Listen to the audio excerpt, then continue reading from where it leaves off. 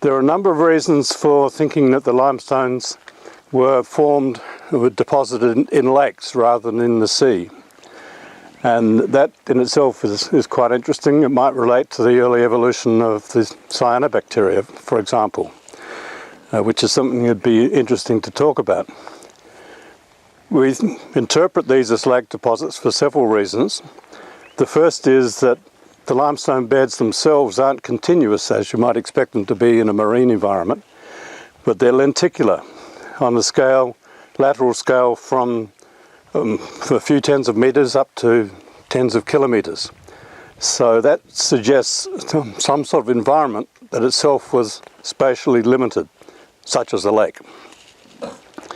Secondly, there are sedimentary structures in the limestones that are very suggestive of lake deposition, and they're called climbing ripples, and we'll see those as we go up the hill.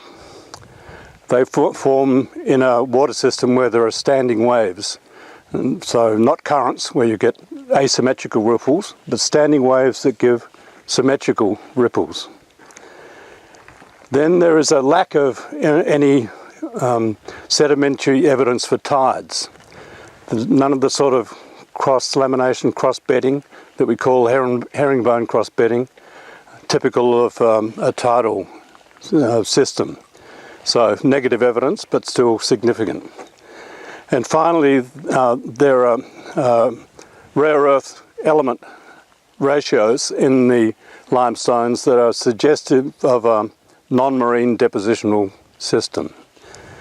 So we put that all together, and we think we have good evidence for lakes rather than the sea. So lakes with abundant organisms in them. I would argue that they were cyanobacteria, and the work of David Flannery and a previous student of mine, Jessica Coffey, and other people like Stan Aramik support that interpretation.